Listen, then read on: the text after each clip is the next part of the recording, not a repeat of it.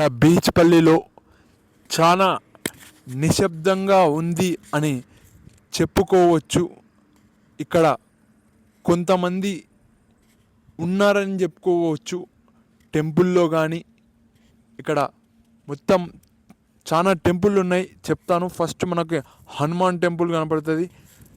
తర్వాత మనకు ఇక్కడ రామాలయం, మరియు ఇక్కడ వరాహ అవతారం, మరియు అటువైపు చూస్తే మనకు ఆ దేవుని పేరు వచ్చేసి రాముడు.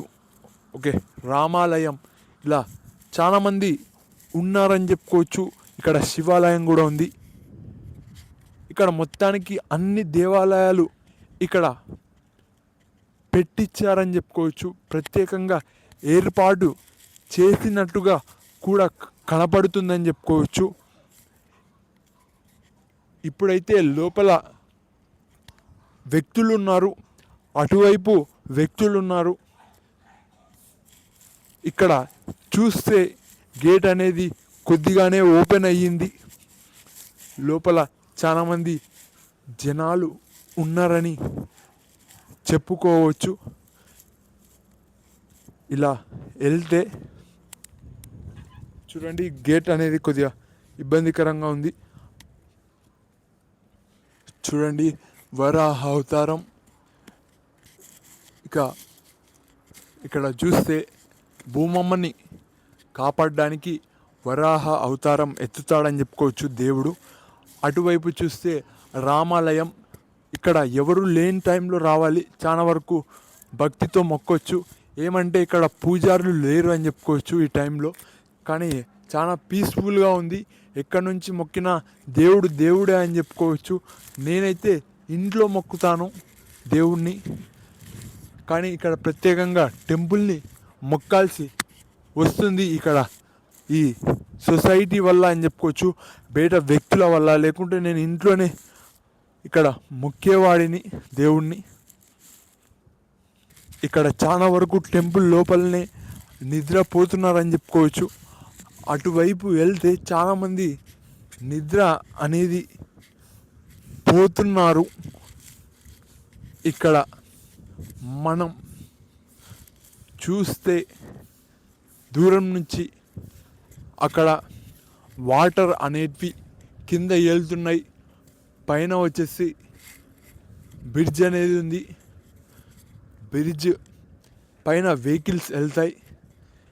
ఇటు మనకు ఎటు అంటే హైదరాబాద్ సైడు, మరియు ఇక్కడ వనపర్తి, ఇలా ఊర్లకు వెళ్తాయని చెప్పుకోవచ్చు.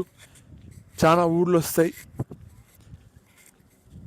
ఇక్కడ చూస్తే జనాలు చాలా వరకు వచ్చారు, ఇక్కడ మొక్కుతున్నారు అని చెప్పుకోవచ్చు. ఇదే శివాలయం. ఇక్కడ చాలా దేవుళ్ళు ఉన్నారని చెప్పుకోవచ్చు. ఇక్కడ చూస్తే బీచ్పల్లికి సంబంధించిన వాటర్ అనేటివి ఇక్కడ ఉన్నాయని చెప్పుకోవచ్చు. ఎక్కువ శాతం మొత్తం వాటర్ అంతా కనపడుతుంది ఈ నుంచి చూస్తే. కొద్దిగా ఈ కెమెరాలో క్వాలిటీ లేదు, కానీ ఇక్కడ జనాలు వచ్చేసి స్నానానికి అప్పుడే ఇక్కడ స్నానం చేస్తున్నారని చెప్పుకోవచ్చు. ఈ ప్రాంతంలో అటు చూస్తే బ్రిడ్జ్ అనేది ఉంది. ఇక్కడ చూస్తే కొద్దిగా వాష్రూమ్లకి ఇబ్బంది అని చెప్పుకోవచ్చు. అక్కడైతే ఉన్నాయి కానీ సరిపోవు. అటువైపు వెళ్తారు మంది. అటువైపు వెళ్తే చాలా కొద్దిగా కొత్తగా ఉంటుందని చెప్పుకోవచ్చు. ఇక్కడ పండగల టైంలో, బీచ్పల్లి ఫెస్టివల్ టైంలో కొద్దిగా ఇబ్బందికరంగా ఉంటుంది ఈ ఏరియా అని చెప్పుకోవచ్చు. జనాలతో ఇక్కడ మొత్తం రద్దీ అయిపోతుంది. సరిగా ఇక్కడ తగిన వాష్రూమ్స్ అనేటివి ఏర్పాటు చేయాలి. చాలా వరకు ఆ వాటర్తోనే అన్నం వండుతారు. ఇలా చెప్పుకుంటూ పోతే చాలా ఉన్నాయి. ఇప్పుడు ఆ వాటర్ వచ్చేసి అన్ని విధాలుగా వాడతారని చెప్పుకోవచ్చు.